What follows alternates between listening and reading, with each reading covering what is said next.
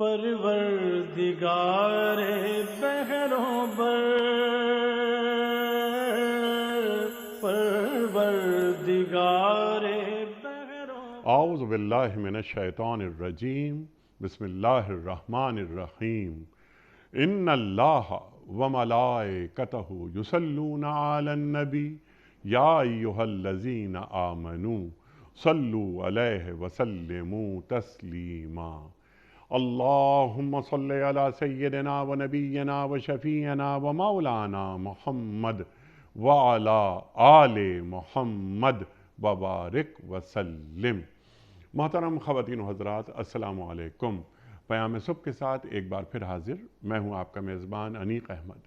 خواتین و حضرات، پیام صبح میں قرآن کریم کو سیکھنے کی، سمجھنے کی کوشش کرتے ہیں ہم سب، اور ہمارے ملک کے جید علماء روزانہ تشریف لاتے ہیں اور ہمیں بتاتے ہیں، ہمیں سمجھاتے ہیں کہ قرآن کریم کی یہ آیات ہم سے کیا مخاطبت کر رہی ہیں اور قرآن کریم کے ہم سے تقاضے کیا کیا ہیں، قرآن کریم ہمیں کہاں دیکھنا چاہتا ہے، ہمیں کیسا دیکھنا چاہتا ہے۔ خواتین و حضرات، اپنے معزز علماء کے ہم جتنے بھی شکر گزار ہو جائیں کم ہے۔ خواتین و حضرات، آج ہم سورہ حدید کی آیت نمبر 16 پر بات کروائیں گے اپنے ملک کے ایک جید عالم دین سے، ایک مفسر قرآن سے۔ اللہ تعالیٰ کیا فرما رہا ہے؟ اہل ایمان کے تعلق سے فرما رہا ہے کہ کیا ایمان والوں کے لیے ابھی وہ وقت نہیں آیا کہ ان کے دل اللہ کے ذکر سے پگھلیں؟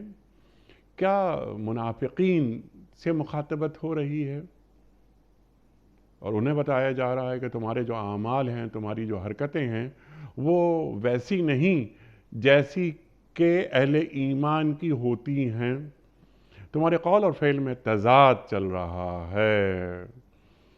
اللہ فرماتا ہے کہ اس کے نازل کردہ حق کے آگے تم نہیں جھکتے۔ یہاں حق سے مراد یعنی احکام خداوندی، تم نافرمانیوں پہ نافرمانیاں کرتے ہو۔ اللہ اکبر۔ ایمان لانے والوں کے دل اللہ کے ذکر سے کیسے پگھلتے ہیں، کب پگھلتے ہیں، یہ بھی ہم ایک سوال رکھیں گے۔ اللہ مزید فرماتا ہے کہ اور تم لوگ ان لوگوں کی طرح نہ ہو جانا جنہیں پہلے کتاب دی گئی تھی، پھر ایک لمبی مدت ان پر گزری تو ان کے دل سخت ہو گئے۔ پہلے جنہیں کتاب دی گئی یعنی یہود و نصارہ، ان کا ذکر ہو رہا ہے، ان کے دل سخت ہو گئے نافرمانیوں کی وجہ سے، یا ان کے کون سے جرائم تھے، ان کے کیا اعمال تھے کہ جو پچھلی امتیں ان کے دل سخت ہو گئے، کیا وجہ تھی؟ ان وجوہات پہ بھی کچھ بات کروائیں گے اپنے معزز مہمان سے۔ اور آج ان میں سے اکثر فاسق بنے ہوئے ہیں۔ فسق کسے کہتے ہیں، فاسق کی تعریف کیا ہے، یہ بھی ہم سوال رکھیں گے۔ آخری بات اس ذیل میں سوالات بہت سارے انشاءاللہ اٹھائیں گے۔ آخری بات یہ کہ یہ تو بات ہو رہی ہے اہل کتاب کی یا منافقین کی، ہمارے رویے کیا ہیں، یا قرآن کریم کی اس آیت کی روشنی میں ہم اپنا چہرہ کیسا دیکھتے ہیں؟ کیا ہمارا چہرہ روشن ہے، یا اس آیت کے مخاطبین میں خدا نخواستہ کہیں ہم تو نہیں آ رہے؟ خواتین و حضرات، سیکھیں گے محترم ڈاکٹر سرفراز احمد آوان صاحب سے، جو تشریف فرما ہیں لاہور میں۔ ڈاکٹر صاحب، میں آپ کا بڑا شکر گزار، بڑا ممنون آپ تشریف لائے۔ خواتین و حضرات، کون آپ سے واقف نہیں؟ تفسیر قرآن بالقرآن، ڈاکٹر صاحب کا خاصہ ایک ایک آیت، بلکہ آیت کے ایک ایک لفظ کو جس طرح آپ آسانی کے ساتھ سمجھا دیتے ہیں، ہم ہمیشہ آپ سے سیکھتے ہیں۔ پیام صبح کا لازمی جز محترم ڈاکٹر سرفراز احمد آوان صاحب۔ ڈاکٹر صاحب کو خوش آمدید کہتے ہوئے پروگرام کا آغاز اللہ تعالیٰ کے بابرکت نام سے، سورہ حدید اور آیت نمبر 16۔ اعوذ باللہ من الشیطان الرجیم، بسم اللہ الرحمن الرحیم۔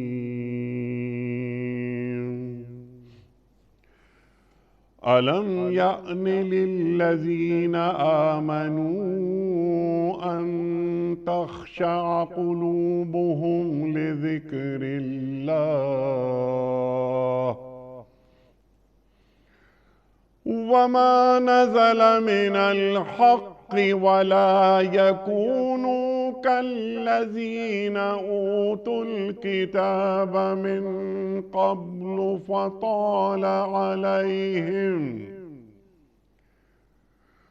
فطال عليهم الأمد فقست قلوبهم وكثير منهم فاسقون صدق اللہ العظیم۔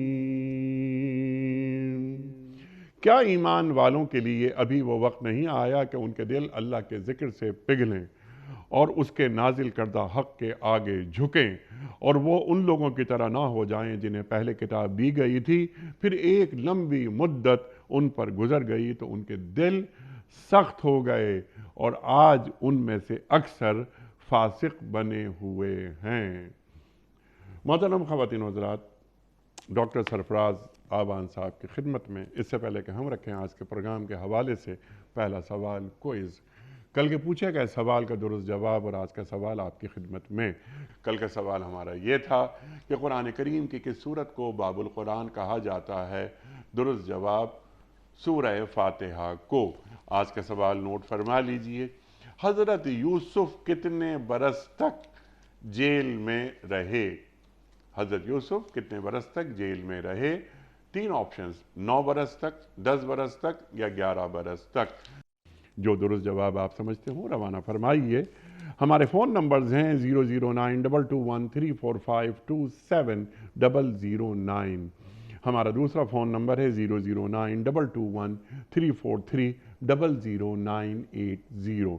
ہمارا ای میل ایڈریس ps@duniatv.tv، ہمارا SMS کا نمبر 3031 اور ہمارا واٹس ایپ کا نمبر ہے 00923218250194۔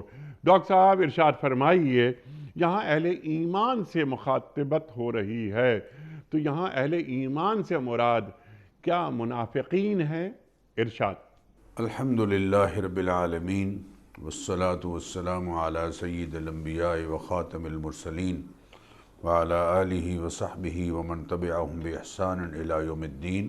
جی انیق صاحب، جس آیہ کریمہ کا آج آپ نے انتخاب فرمایا یہ سورہ حدید سے لی گئی ہے، جیسے آپ نے ذکر بھی فرمایا، جی، اور سورہ حدید مدنی صورت ہے، یعنی نبی کریم علیہ الصلاۃ کے مدینہ منورہ ہجرت کرنے کے بعد یہ نازل ہوئی۔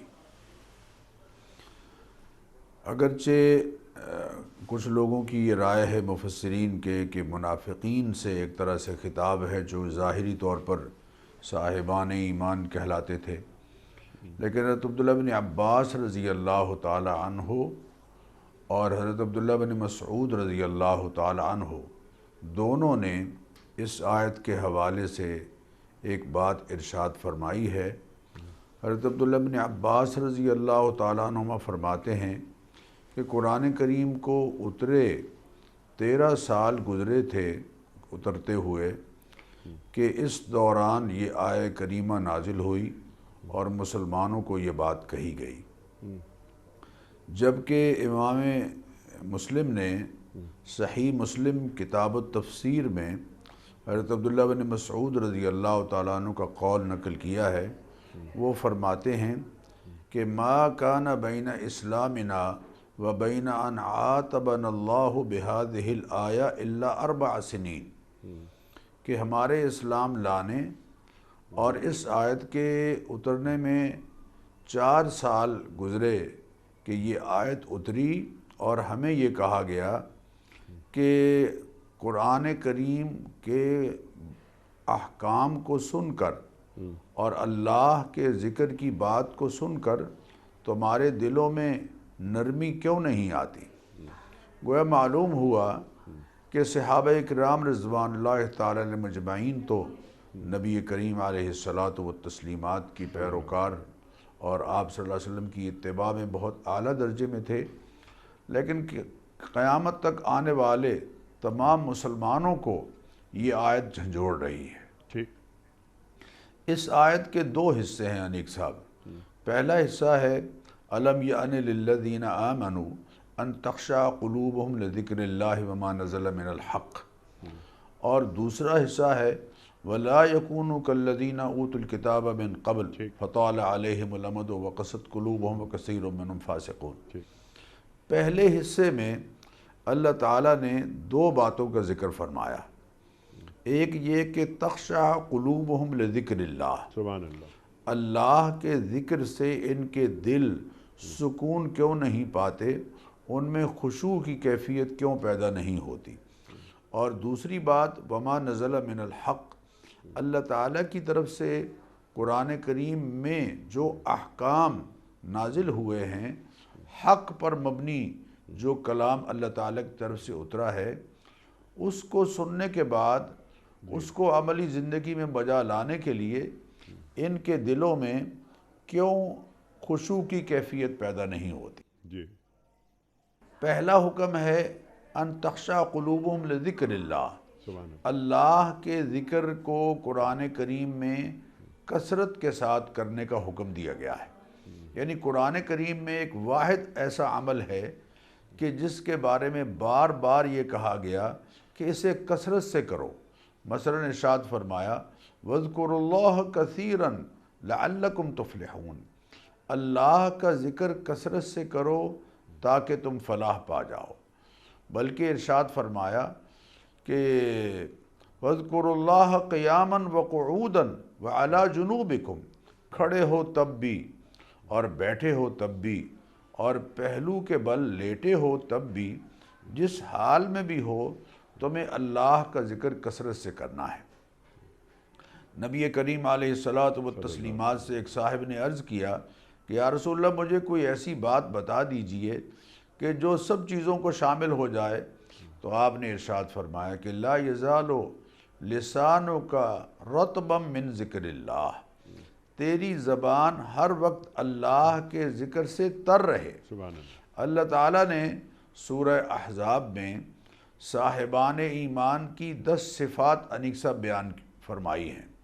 ان میں سے آخری جو صفت اللہ تعالیٰ نے بیان فرمائی، فرمایا وَالذَّاكِرِينَ اللَّهَ كَثِيرًا وَالذَّاكِرَاتِ أَعَدَّ اللَّهُ لَهُمْ مَغْفِرَةً وَأَجْرًا عَظِيمًا، کہ اللہ کا کثرت سے ذکر کرنے والے مرد اور اللہ کا کثرت سے ذکر کرنے والی عورتیں، اللہ تعالیٰ نے ان کے لیے بخشش اور عظیم مغفرت اور رزق اللہ تعالیٰ نے ان کے لیے تیار فرمایا ہے۔ گویا بخشش کا بڑا ذریعہ اللہ کا ذکر ہے، جو اجر کا ذریعہ ہے، بخشش کا ذریعہ ہے۔ یہی وجہ ہے کہ صاحبان ایمان کی ایک نشانی اللہ کا ذکر قرار دیا گیا۔ الذین آمنوا وتطمئن قلوبہم بذکر اللہ، ایمان والوں کے دل اللہ کے ذکر سے مطمئن ہوتے ہیں۔ الا بذکر اللہ تطمئن القلوب، اللہ کا ذکر ہی وہ ذریعہ ہے کہ جس سے صاحبان ایمان کے دلوں کو، بلکہ دلوں کو اطمینان حاصل ہوتا ہے۔ ڈاکٹر صاحب وہاں دلوں کو اطمینان کی بات ہو رہی ہے اور یہاں خشیت کی بات ہو رہی ہے، دلوں کے پگھلنے کی بات ہو رہی ہے، تو اس کو بھی ذرا ڈاکٹر صاحب اس کو واضح کر دیجئے۔ دیکھیے میں آپ سے عرض کروں کہ خشوع کا ایک معنی یہ ہے کہ سکون حاصل ہو۔ خشوع نماز میں جب ہم بات کرتے ہیں نا جی خشوع کی، تو اس کا مطلب یہ ہے کہ تمہارے اعضاء ہر طرح سے سکون میں رہیں۔ تو خشوع کا نتیجہ بھی انیک سب سکون ہے، اور اطمینان اور سکون یقینی بات ہے مترادف الفاظ ہیں۔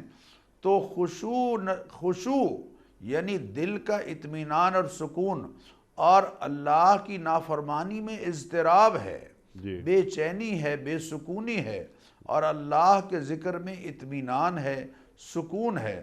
تو گویا کہا یہ جا رہا ہے کہ الم یأن للذین آمنوا ان تخشع قلوبہم لذکر اللہ، کیا ایمان والوں پر وہ وقت نہیں آیا کہ اللہ کے ذکر سے ان کے دلوں کو سکون حاصل ہو۔ خشیت بمعنی سکون کے ہے، اور دوسری بات ارشاد فرمائی کہ وما نزل من الحق، اللہ کا ذکر اللہ کی طرف سے اتارے گئے حق پر، حق کو سننے کے بعد ان کے دل کیوں نہیں نرم پڑتے؟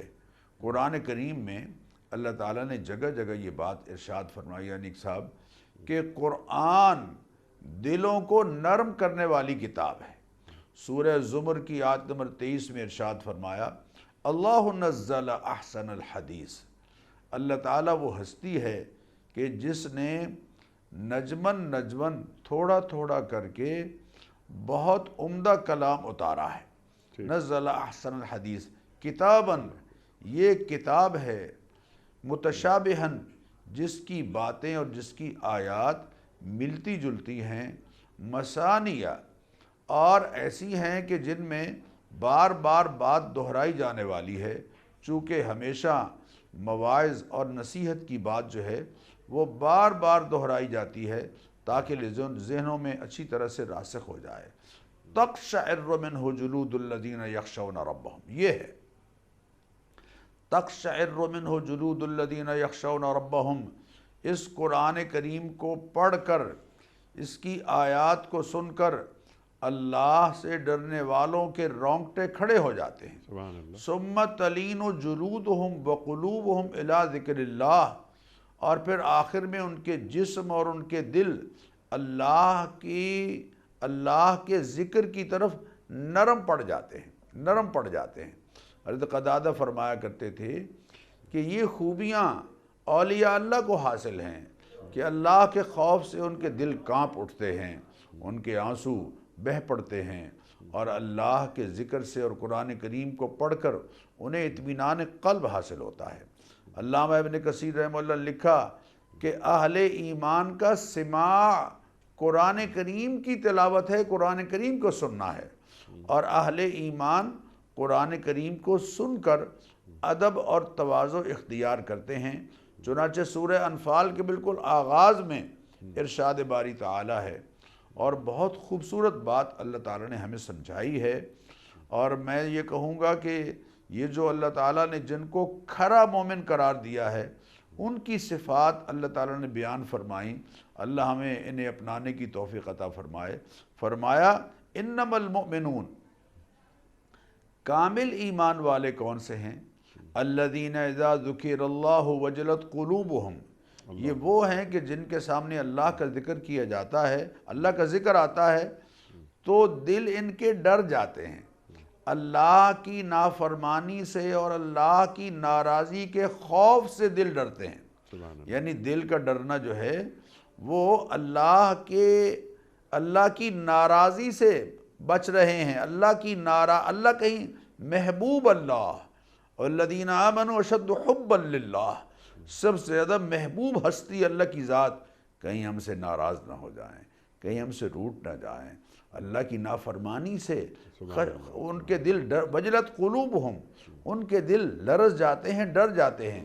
اور وَإِذَا تُلِيَتْ عَلَيْهِمْ آیَاتُهُ، جب قرآن کریم کی آیات ان پر پڑھی جاتی ہیں، زَادَتْهُمْ ایمانا، تو ایمان کا نور ان کا بڑھ جاتا ہے، ایمان کے نور میں اضافہ ہو جاتا ہے۔ اور وَعَلَىٰ رَبِّهِمْ يَتَوَكَّلُونَ، اللہ تعالیٰ کی ذات عالی پر توکل اور اعتماد ان کا بڑھ جاتا ہے۔ الذین یقیمون الصلاۃ ومما رزقناہم ینفقون، اور پھر عملی زندگی میں وہ احکام کو ماننے والے بن جاتے ہیں، نماز کی پابندی ان کے ہاں آ جاتی ہے، جو اللہ نے ان کو رزق دیا ہے اس میں سے اللہ کی مخلوق پر خرچ کرنے کا انداز، واجبات جو مال ہیں اللہ کے احکام کی صورت میں جیسے زکوٰۃ ہے، صدقہ فطر ہے، اور خیرات کی صورت میں اللہ کا دیا ہوا مال اللہ کی مخلوق پر خرچ کرتے ہیں۔ انیک صاحب یہ صفات اللہ تعالیٰ نے جو 4 صفات بیان فرمائیں، پہلی بات یہ کہ وہ اللہ اور اس کے رسول کی مان کر چلنے والے ہیں، دوسری بات یہ کہ اللہ تعالیٰ کی عظمت سے ان کے دل کانپ اٹھتے ہیں، اور تیسری بات یہ کہ ایمان کی کیفیت میں اضافہ ہوتا ہے، اور چوتھی بات یہ کہ وہ اللہ پر اعتماد ان کا بڑھ جاتا ہے۔ اولئک ھم المؤمنون حقا، یہ ہیں سچے مومن۔ اللہ تعالیٰ اولئک ھم المؤمنون حقا، یہ ہیں کھرے اور سچے مومن، لہم مغفرۃ ورزق کریم، ان کے لیے اللہ تعالیٰ کے ہاں سے بخشش ہے، اور ان کے ہاں اللہ تعالیٰ، ان کے لیے اللہ کے ہاں رزق کریم ہے۔ جب اللہ تعالیٰ کے حضور میں حاضر ہوں گے تو یقینی بات ہے بخشش بھی انہیں نصیب ہوگی اور جنت کی نعمتوں سے بھی مستفید ہوں گے۔ سبحان اللہ، سبحان اللہ۔ اب ڈاکٹر صاحب سوالات بہت زیادہ یہاں پر ذہن میں آ رہے ہیں، لیکن ایک چھوٹا سا سوال آپ کی خدمت پہ ہم پیش کرتے ہیں کہ یہاں پر ذکر اور خشیت دو چیزیں آ رہی ہیں۔ انما یخشی اللہ من عبادہ العلماء، اللہ تعالیٰ قرآن کریم میں فرماتا ہے جو صاحبان علم ہوتے ہیں انہی کے دلوں میں اللہ کی خشیت ہوتی ہے۔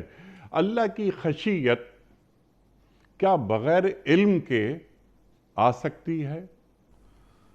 انیک صاحب، بات یہ ہے کہ سب سے پہلے تو خشیت کے لیے یہ ضروری ہے کہ اللہ کی معرفت حاصل ہو۔ سبحان اللہ، سبحان اللہ۔ اللہ کی پہچان جسے نہیں ہے اس کے دل میں خشیت کہاں سے آئے گی؟ اللہ اکبر۔ اللہ کی پہچان ضروری ہے، اور پہچان کا ذریعہ انبیاء علیہم الصلاۃ والتسلیمات ہیں، اور یعنی عرفان ذات باری تعالی، اللہ کی ذات کا عرفان اور اس کی پہچان کا اب ایک ہی ذریعہ ہے، اور وہ ہے تعلیمات نبویہ قرآن حکیم کی صورت میں اور حضور اکرم صلی اللہ علیہ وسلم کے ارشادات کی صورت میں۔ جو شخص قرآن کے ذریعے سے اللہ کو پہچانتا ہے اور آفاق و انفس میں پھیلی ہوئی اللہ کی قدرت کی نشانیوں کے ذریعے سے اللہ کو پہچانتا ہے، جوں اس کی یہ پہچان آگے بڑھتی ہے تو اللہ کی خشیت اسے حاصل ہوتی چلی جاتی ہے، اللہ کی معرفت اسے حاصل ہوتی جاتی ہے، اور اللہ تعالیٰ کے حضور میں اپنی بندگی کا احساس اس کو مسلسل نصیب ہوتا چلا جاتا ہے۔ اس کی بڑائی، اس کی عظمت، اس کی کبریائی، اس کی خداوندی کی لامحدود وسعت اور اس کے علم اور اس کی قدرت کی لامحدود وسعت جب اس کے ذہن میں آتی ہے اور پھر خود کو ایک ذرہ خاکی محسوس کرتا ہے، تو پھر یقینی بات ہے اس کے مزاج میں خشیت بڑھتی چلی جاتی ہے۔ میں یہ کہوں گا کہ قرآن کریم کی تلاوت سے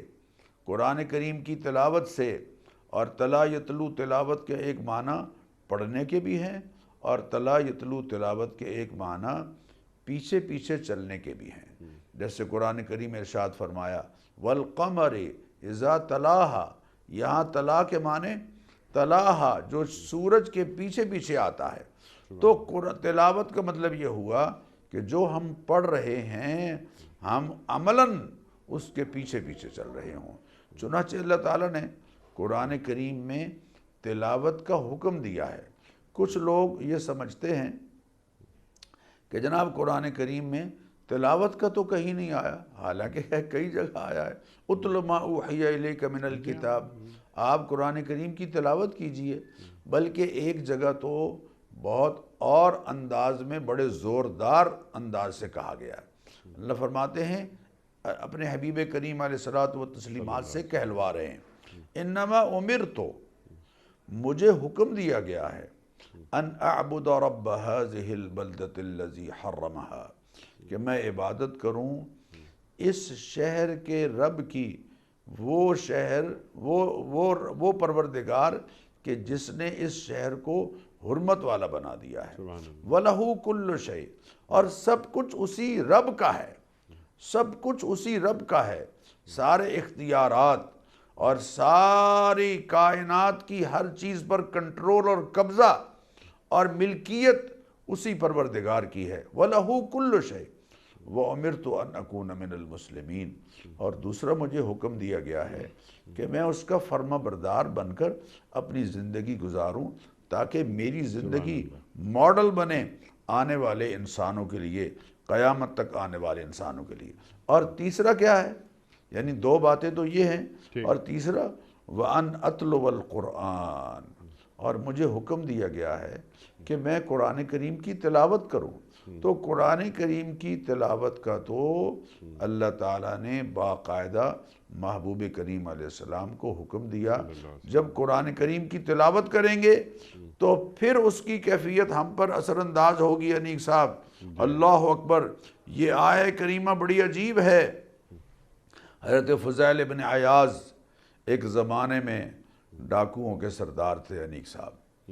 ایک روز اپنے رفقا سمیت کسی ایک ٹارگٹ پر پہنچے جب، اور باقی لوگ نیچے رک گئے اور خود یہ چھتوں پر چڑھے، اور اس زمانے میں آپ کو پتہ ہے چھت ملے ہوئے تھے ساتھ ساتھ، تو ایک طرف سے چھت پر چڑھے تو ایک مقام پر جو جب جا رہے تھے اسی چھتوں پر، تو ایک مقام پر انہوں نے دیکھا کہ روشن دان سے روشنی چھن رہی ہے۔ ذرا آہستہ ہو گئے، دبے قدموں جب قریب گئے تو دیکھا کہ یعنی آواز آئی اندر سے کہ ایک آدمی قرآن کریم کی یہ تلاوت پڑھ رہا ہے، کر رہا ہے۔ أَلَمْ يَأْنِ لِلَّذِينَ آمَنُوا أَن تَخْشَعَ قُلُوبُهُمْ لِذِكْرِ اللَّهِ وَمَا نَزَلَ مِنَ الْحَقِّ، کیا ایمان والوں پر ابھی وہ وقت نہیں آیا کہ اللہ تعالیٰ کے ذکر سے ان کے دل لرز جائیں، اور قرآن کریم کو سن کر ان کے دل لرز جائیں؟ یہ کیا وقت نہیں آیا؟ وہ آدمی جو قرآن پڑھ رہا تھا وہ بھی بڑا موج میں تھا، وہ بار بار اس آیت کو دہراتا رہا۔ اور اللہ کا کرنا دیکھیے کہ ادھر اللہ تعالیٰ کیفیات بدلنا چاہ رہے ہیں، تو حضرت فضیل بن عیاض بھی مسلسل اس کی اس آواز کو سن رہے ہیں اور مگن ہو گئے اس کی اس آواز میں۔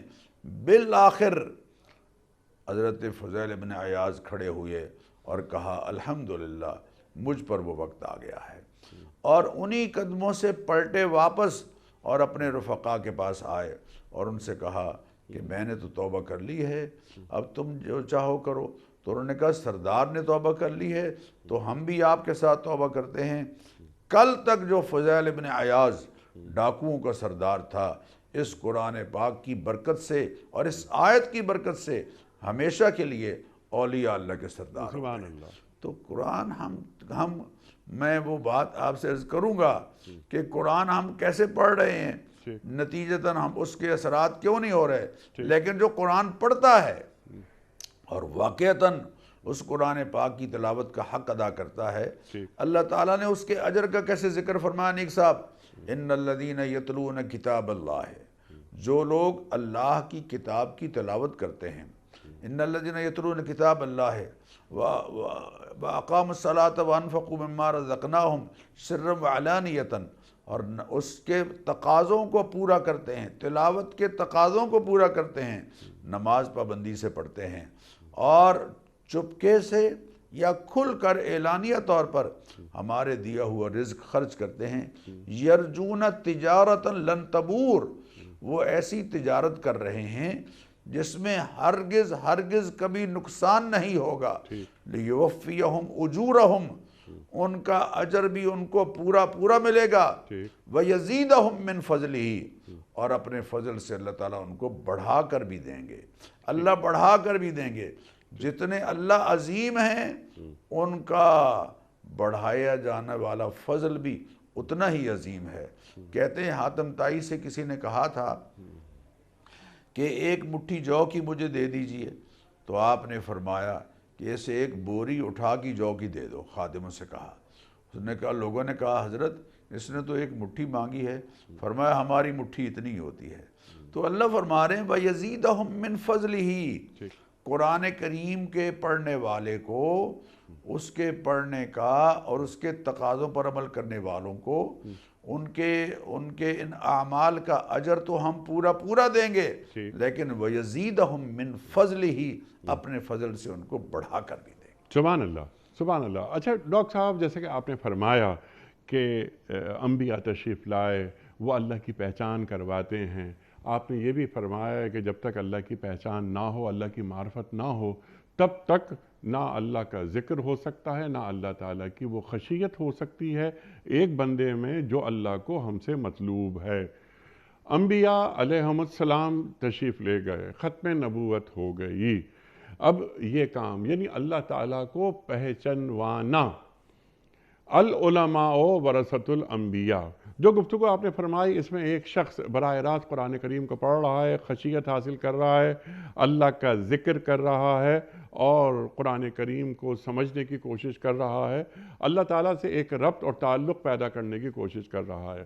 لیکن انبیاء کے چلے جانے کے بعد یہ ذمہ داری کیا ہمارے معزز علماء کے کاندھوں پر نہیں آ جاتی کہ وہ رب کی پہچان کروائیں اور بندے کو اپنے رب سے ملاقات کروا کر بندے کے دل میں اللہ کی خشیت پیدا کر کے درمیان سے ہٹ جائیں؟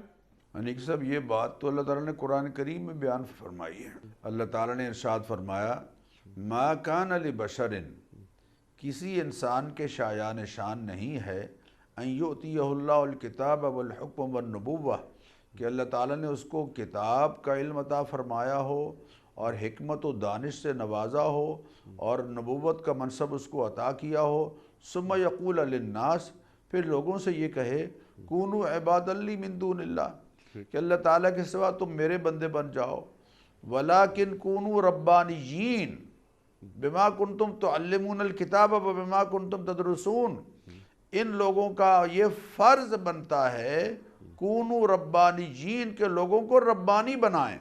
اب دیکھیے ختم نبوت حضور اکرم صلی اللہ علیہ وسلم کی ختمی مرتبت پر اب منصب رسالت کے حوالے سے مرتبہ نبوت بھی آپ پر ختم ہوا، آپ کی ختم نبوت مرتبی بھی ہے اور آپ کی ختم نبوت زمانی بھی ہے۔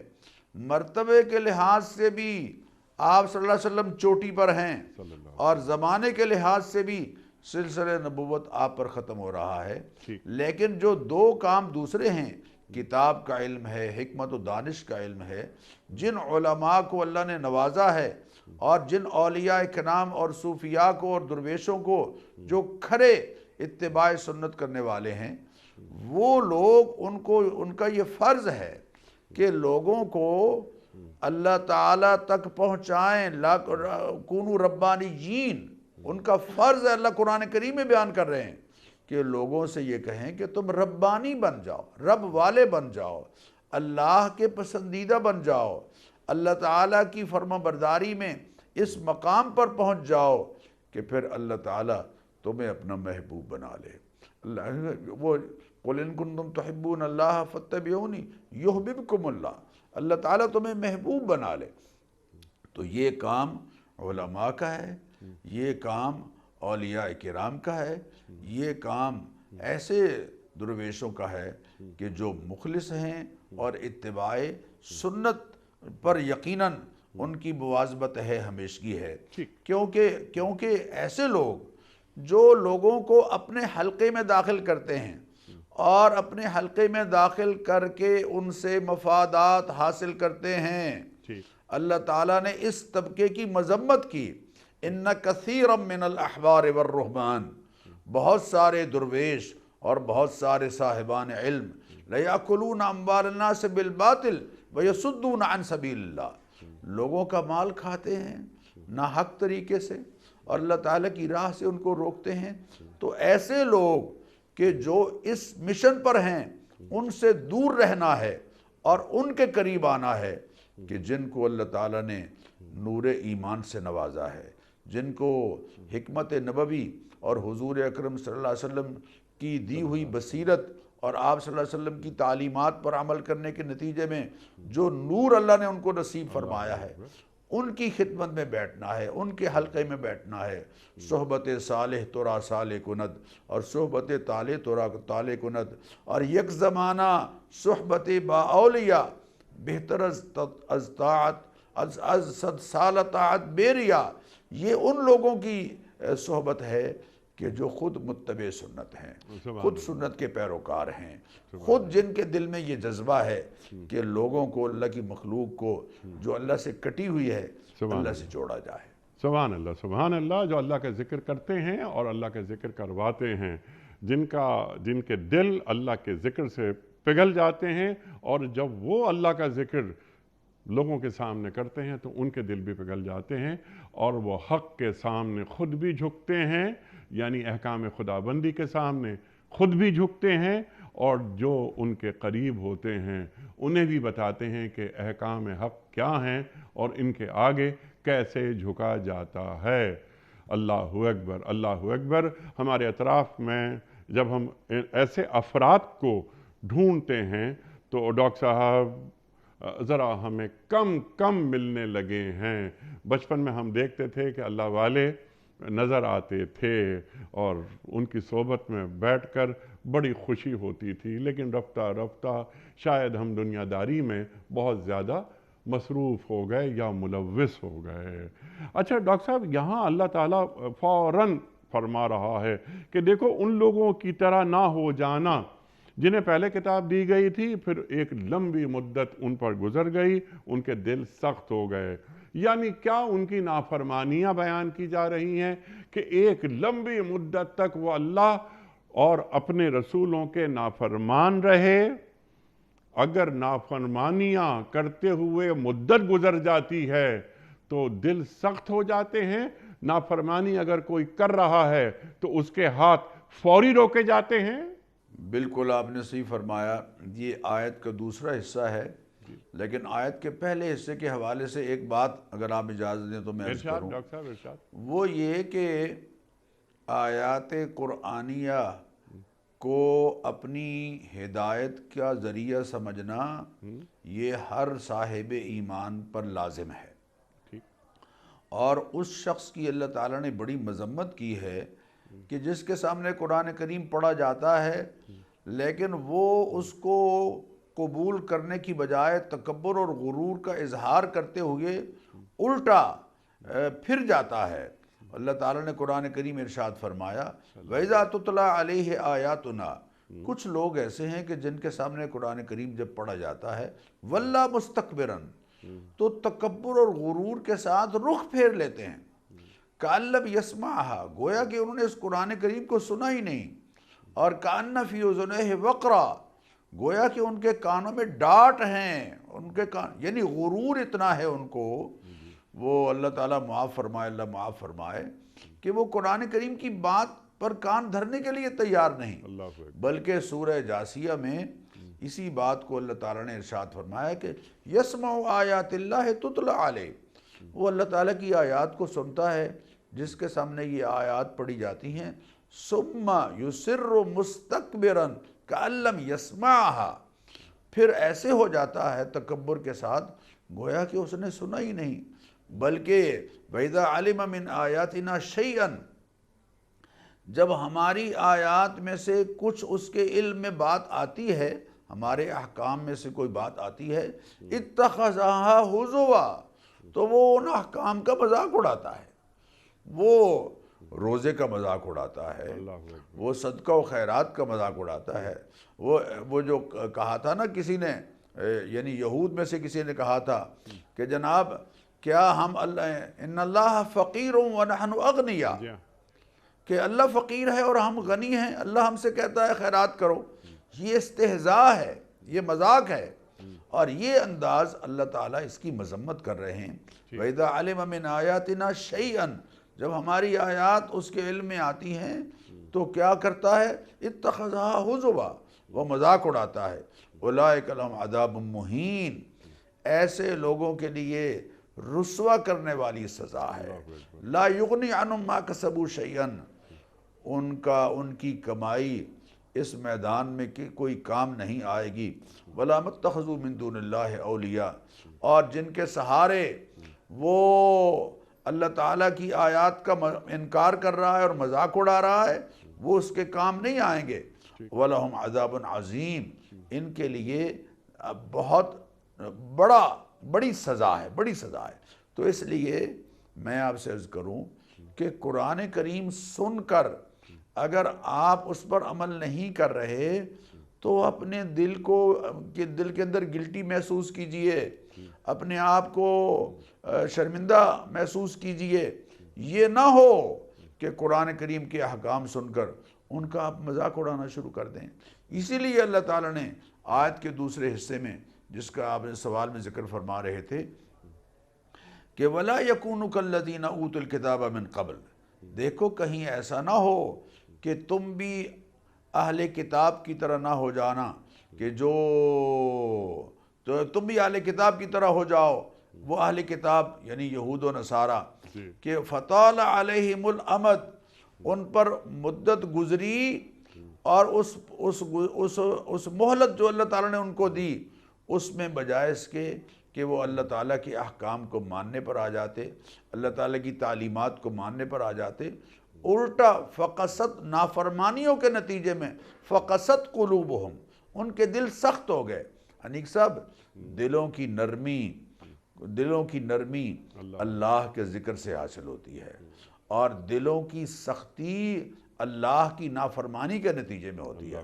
اللہ تعالیٰ قرآن کریم میں یہ بات سمجھا رہے ہیں کہ دیکھو کہ کلا بل ران علی قلوبہم ما کانوا یکسبون، لوگوں کے کرتوتوں کے نتیجے میں ان کے دل زنگ آلود ہو جاتے ہیں۔ ان کو فرمایا حضور اکرم صلی اللہ علیہ وسلم نے، جب انسان مسلسل گناہ کرتا چلا جاتا ہے تو گناہ کی سیاہی سے اس کا دل، اس کے دل پر نقطے گناہ کے سیاہی کے لگتے چلے جاتے ہیں، حتیٰ کہ اس کا دل جو ہے وہ یعنی فکری جو صلاحیتیں ہیں وہ اس سیاہی کے نیچے دب کے رہ جاتی ہیں۔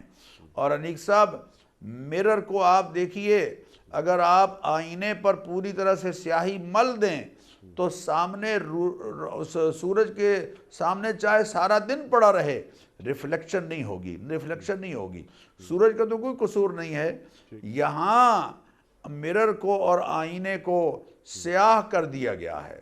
اگر آپ اس سیاہی کو ہٹائیں گے، جتنی سیاہی ہٹتی چلی جائے گی اتنی ہی ریفلیکشن اچھا ڈاکٹر صاحب، چلی کیا جائے گی۔ پروگرام کے آخری وقت میں ہم داخل ہو گئے ہیں، ذرا آپ ہمیں یہ تعلیم فرما دیجئے کہ جہاں پر اہل کتاب کی بات ہو رہی ہے کہ ایک لمبی مدت ان پر گزری اور ان کے دل سخت ہو گئے، اس لمبی مدت میں ان کے اعمال یا ان کے جرائم کیا تھے کہ جنہوں نے ان کے دلوں کو سخت کر دیا تھا، اور کہیں وہ مدت ہم پر تو نہیں گزر رہی؟ انیق صاحب اللہ اکبر، ایک بڑا جو سبب ان کی اس لمبی مدت میں ان کے کرتوتوں کا تھا وہ ہے اپنی کتابوں میں معنوی تحریف، کہ کتاب میں حکم اور ہے اور انہوں نے اپنے مفادات کے تحت اس میں تحریف کر کے اس کا اور مفہوم بیان کیا۔ اور دوسرا یہ کہ کچھ پر عمل کرتے ہیں اور کچھ پر عمل نہیں کرتے، گویا جو دین پر عمل شریعت کے مطابق نہیں کرتے، اپنی طبیعت کے مطابق کرتے ہیں۔ اللہ نے ان کا ذکر کرتے ہوئے فرمایا اَفَتُؤْمِنُونَ بِبَعْضِ الْكِتَابِ وَتَكْفُرُونَ بِبَعْضِ، کچھ باتیں کتاب کی مانتے ہو اور کچھ باتوں کا انکار کرتے ہو۔ فَمَا جَزَاءُ مَنْ يَفْعَلُ ذَلِكَ مِنْكُمْ، جو تم میں سے ایسا کرے گا اس کی جزا کیا ہے؟ إِلَّا خِزْيٌ فِي الْحَيَاةِ الدُّنْيَا، دنیا میں رسوائی۔ اب دیکھیے ہم اگر اس آیت کی روشنی میں، قرآن تو ایک مرر ہے، آئینہ ہے، قرآن کریم کی اس آیت کی روشنی میں اپنے آپ کو دیکھیں تو کیا ایسا نہیں ہو رہا ہمارے ہاں؟ کیا ایسا نہیں ہو رہا ہم دین پر عمل شریعت کے مطابق نہیں کر رہے بلکہ طبیعت کے مطابق کر رہے ہیں؟ تو اَفَتُؤْمِنُونَ بِبَعْضِ الْكِتَابِ وَتَكْفُرُونَ بِبَعْضِ، کتاب کے کچھ حصے پر ایمان لاتے ہو اور کچھ حصے کا انکار کرتے ہو۔ فَمَا جَزَاءُ مَنْ يَفْعَلُ ذَلِكَ مِنْكُمْ، جو تم میں سے ایسا کرے گا اس کی جزا اس کے سوا کچھ نہیں، إِلَّا خِزْيٌ فِي الْحَيَاةِ الدُّنْيَا، دنیا کی زندگی میں رسوائی، دنیا کی زندگی میں رسوائی۔ اللہ قرآن کریم میں دنیا میں رسوائی اور آخرت میں عذاب کا ذکر پہلے پارے میں سورہ بقرہ میں بتا رہے ہیں۔ تو اس قوم کے جو رویے تھے، اللہ کے رسولوں کی نافرمانی، انبیاء علیہم الصلاۃ والتسلیمات کو قتل کرنا، بلکہ یقتلون النبیین بغیر الحق ویقتلون الذین یأمرون الناس بالقسط، جو اچھی باتیں کرنے والے اور انصاف کی بالادستی کی بات کرنے والے ان کا قتل، انبیاء کا قتل اور ایسے لوگوں کا قتل جو عدل چاہتے ہیں، انصاف چاہتے ہیں، اور کتابوں میں تحریف معنوی، اور کچھ کو ماننا کچھ کو نہ ماننا، یہ ہیں وہ چیزیں جنہوں نے ان کے دلوں کو سخت کر دیا، فقست قلوبہم وکثیر منہم فاسقون، اور آپ دیکھتے ہیں کہ اکثر ان میں سے فاسق ہیں۔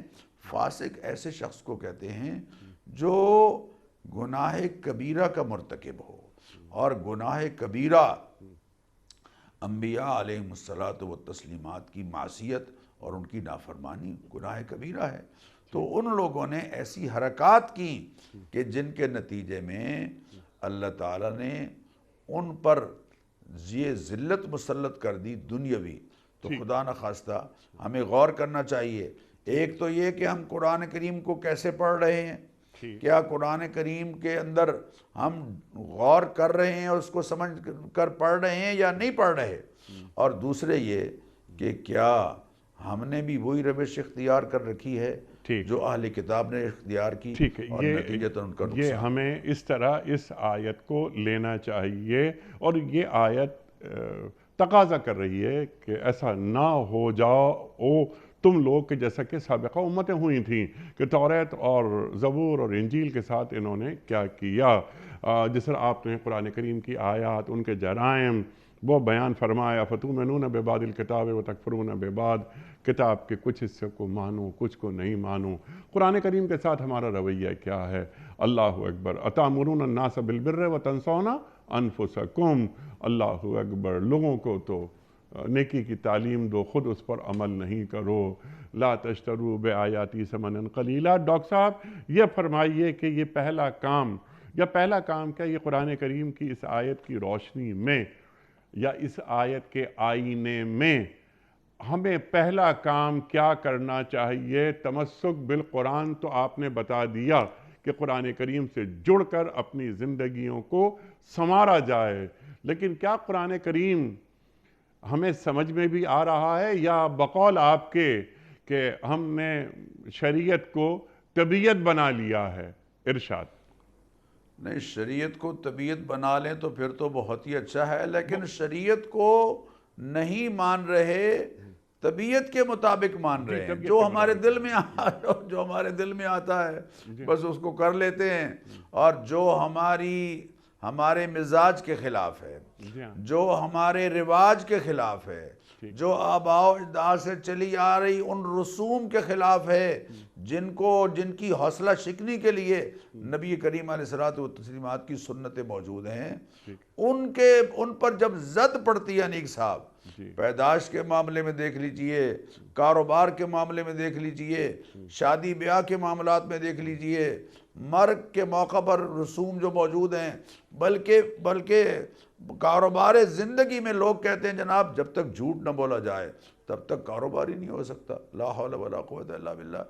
تو جو ہماری خواہش کے متصادم چیزیں ہیں ان کو ہم ماننے کے لیے تیار نہیں۔